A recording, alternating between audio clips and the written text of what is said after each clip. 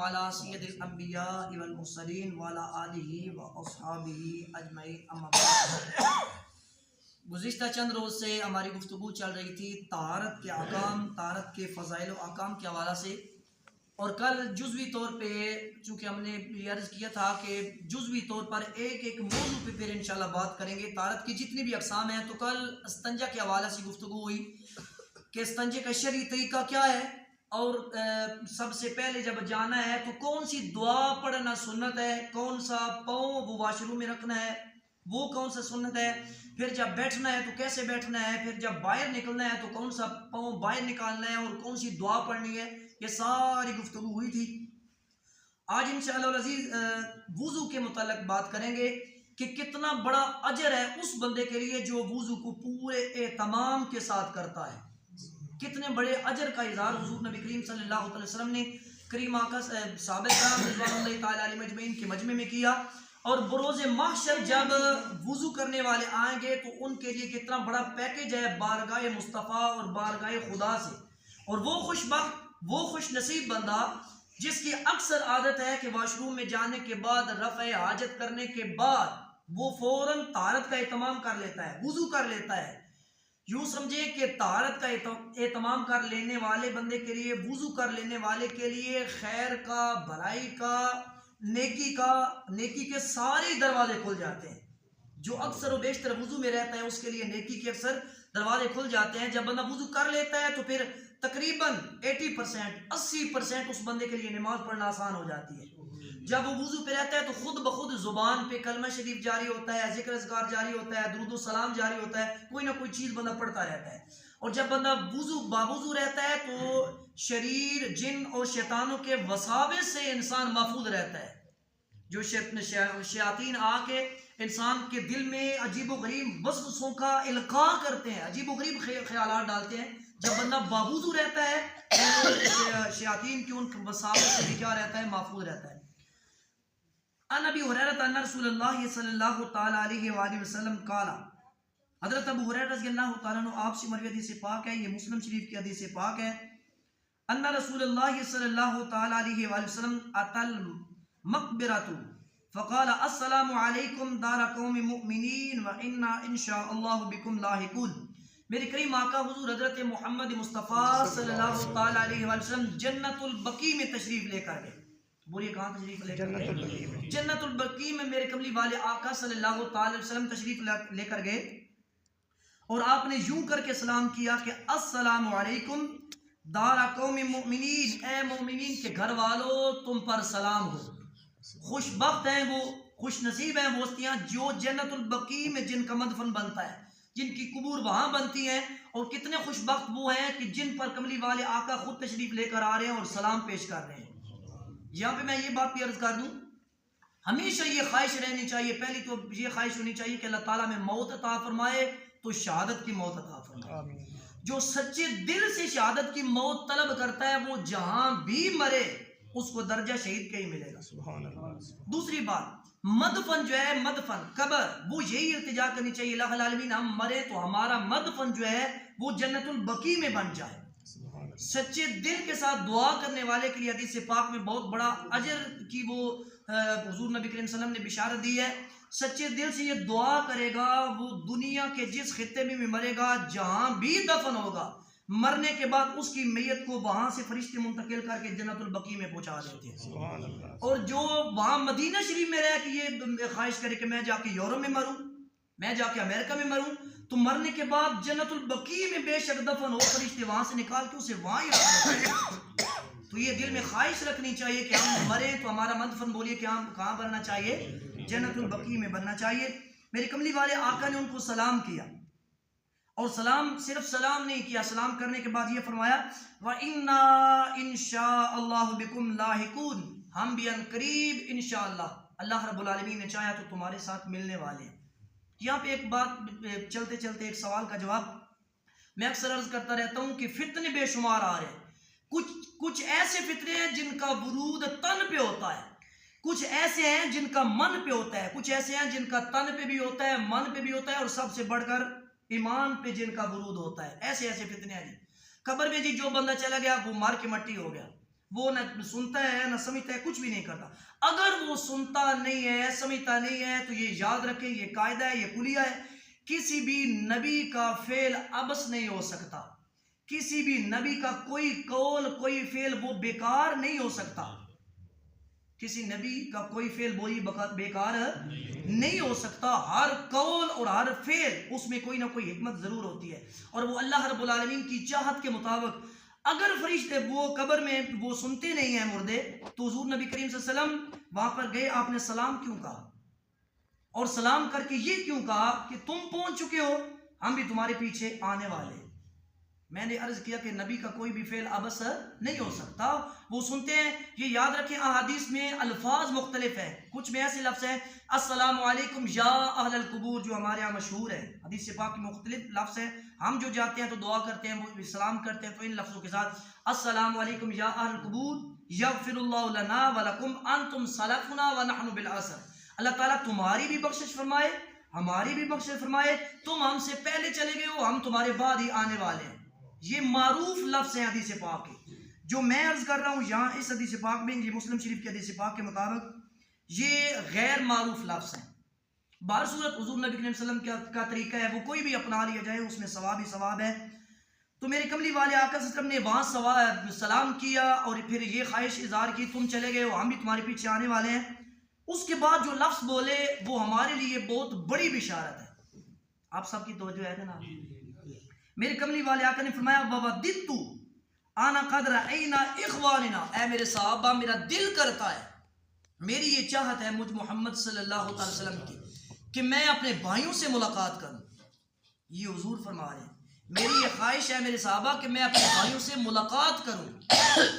صحابہ کرام نے عرض کی قالوا یا رسول اللہ، قالوا اولسنا اخوانک یا رسول اللہ، یا رسول اللہ کیا ہم آپ کے بھائی نہیں ہیں؟ آپ یہ چاہتے ہیں کہ میں اپنے بھائیوں سے جا کے ملاقات کروں، تو یا رسول اللہ ہم آپ کے بھائی نہیں ہیں؟ میرے کملی والے آقا نے فرمایا قال انتم اصحابی، تم میرے صحابہ ہو۔ کیا فرمایا جی؟ صحابہ، تم میرے صحابہ ہو۔ واخواننا الذین لم یأتوا بعد، فرمایا میرے بھائی وہ ہیں جو ابھی تک آئے نہیں، ابھی تک آئے نہیں، وہ بعد میں آئیں گے۔ وہ بولی کیا کریں گے؟ وہ بعد میں آئیں گے۔ تو صحابہ کرام نے عرض کی یا رسول اللہ فقالوا کیف تعرف، یا رسول اللہ وہ ابھی تک آئے نہیں، آپ ان کو کیسے پہچانیں گے؟ ما لم یأتی بعد من امتک یا رسول اللہ صلی اللہ علیہ وسلم، وہ تو آپ کی امت میں سے بعد میں آئیں گے، بعد میں آنے والے ہیں، ابھی تک آئے نہیں۔ آپ خواہش کا اظہار کر رہے ہیں کہ میں ان سے ملنا چاہتا ہوں، میں ان کو دیکھنا چاہتا ہوں، ابھی تک وہ آئے نہیں۔ دوسری بات یہ ابھی تک آئے بھی نہیں ہیں تو آپ ان کو پہچانیں گے کیسے؟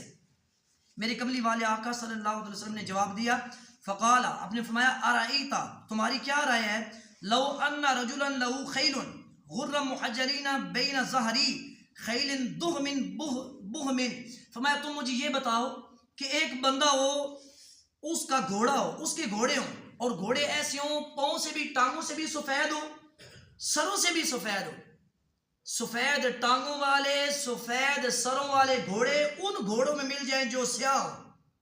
میں پھر سے جملہ کر دیتا ہوں، سفید سروں والے سفید ٹانگوں والے گھوڑے ہوں اور بالکل سیاہ گھوڑوں میں کیا ہو جائیں؟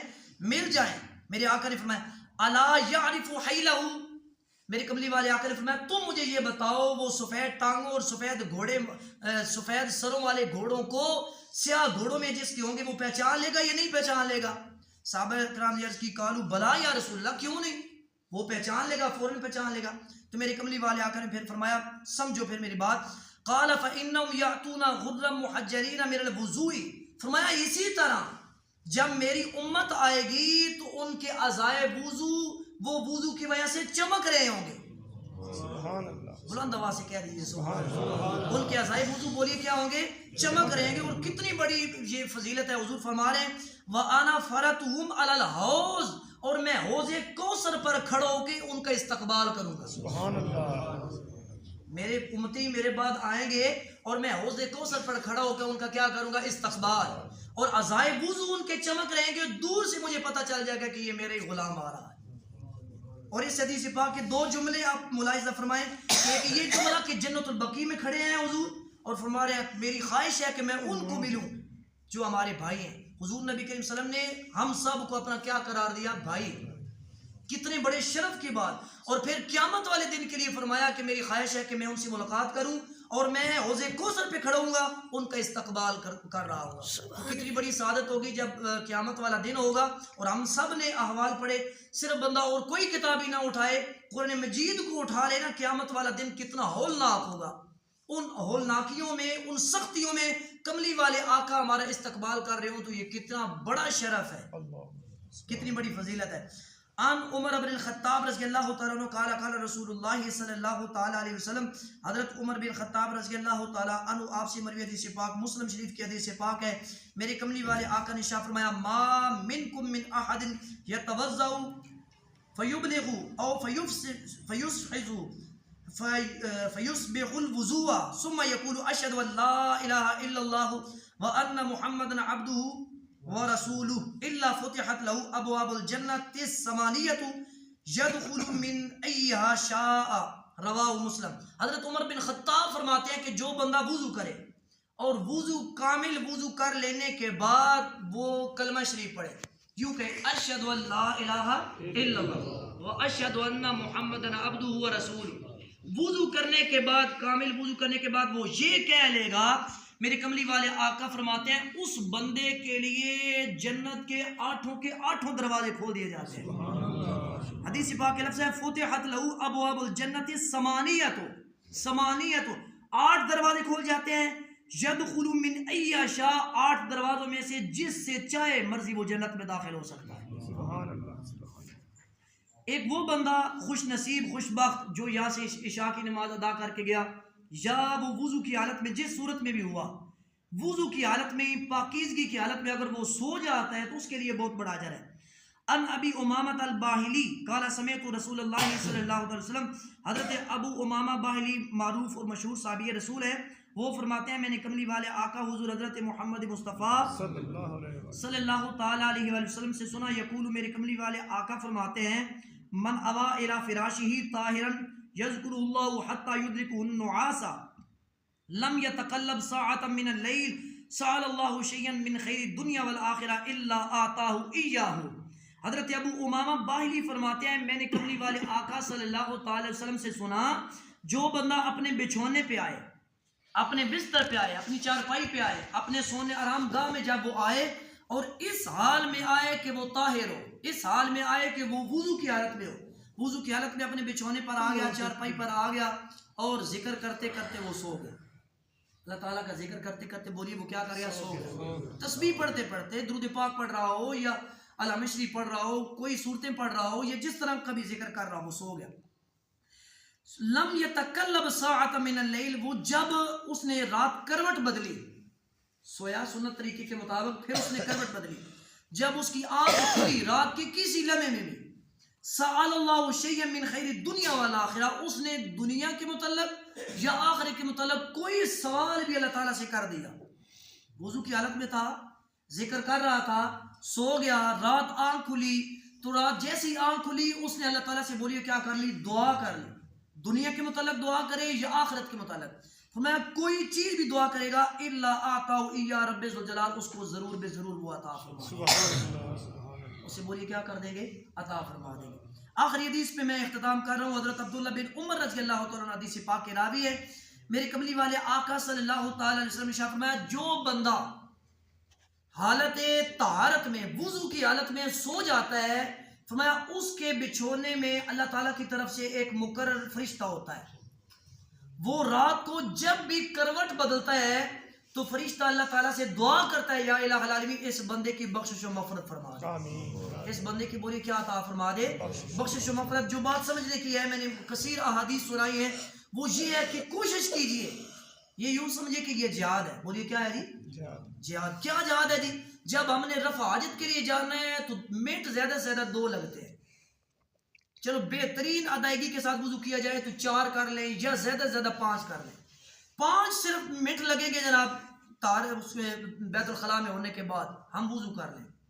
کاش یہ عادت بن جائے تو یہ عادت جہاد ہے, اور اس عادت کے بعد ہم اتنی خیر, اتنی نیکیاں, اتنی بلائیاں سمیٹ سکتے ہیں جس کا ہم تصور بھی نہیں کر سکتے. کاش یہ عادت بن جائے. وہ پہلے میں نے عرض کیا, ایک تو انسان حدیث پاک میں آتا ہے کہ انسان کے بائیں کندھے پہ شیطان بیٹھتا ہے. شیطان بیٹھ کے دو لمبے لمبے سونڈوں کے ساتھ انسان کے دل میں وہ خیالات القاء کرتا رہتا ہے. تبھی تو سارے فساد، تبھی تو سارے جھگڑے گھر کے بھی ہوتے ہیں، باہر کے بھی ہوتے ہیں، غیبتیں ہوتی ہیں، چگلیاں ہوتی ہیں. جو بندہ وضو سے رہے گا وہ غیبت سے بچے گا، وہ چگلی سے بچے گا، وہ گالی سے بچے گا. ٹھیک ہے نا جی. اس پر اللہ رب العالمین کی رحمت ہوگی تو وہ زیادہ سے زیادہ ذکر کرتا رہے گا. ویسے بھی جب بندہ ذکر کرتا ہے تو شیاطین اس سے دور ہو جاتے ہیں. جیسے ہی انسان غافل ہوتا ہے تو پھر اس پہ شیاطین حملہ کر دیتے ہیں. تو زیادہ سے زیادہ کوشش کیجئے کہ جب ہم جیسے بیت الخلاء میں جاتے ہیں تو کوشش کیجئے وہ کیا کر لینا جی، وضو. اور یہ بہت بڑی سعادت ہے کہ وضو کے ساتھ سو جانا. کوشش کریں، زندگی میں بہت سے کام ہم مشکل سے مشکل ترین کر لیتے ہیں کہ جب رات کو سوئیں تو باوضو ہو کر، اور کوشش کریں کہ وضو کی حالت میں درود پاک پڑھتے پڑھتے سوئیں. ممکن ہے اگر ہم درود پاک پڑھتے پڑھتے سو جائے اور کملی والے آقا تشریف لے آئے. اور یہ کئی مرتبہ ہوا ہے کہ جو وضو کرتے وضو کی حالت میں سوتے ہیں درود پاک پڑھتے ہوئے، وہ ہوتے تو بظاہر اپنے گھر میں ہیں جب سوتے ہیں، لیکن ان کی روح کہاں چلی جاتی ہے؟ مدینہ منورہ میں ہوتی ہے. تو اللہ تعالیٰ یہ ہم سب کو سعادت عطا فرمائے. طہارت جب ہو جائے گی تو آگے ساری خیرات کے دروازے کھل جائیں گے.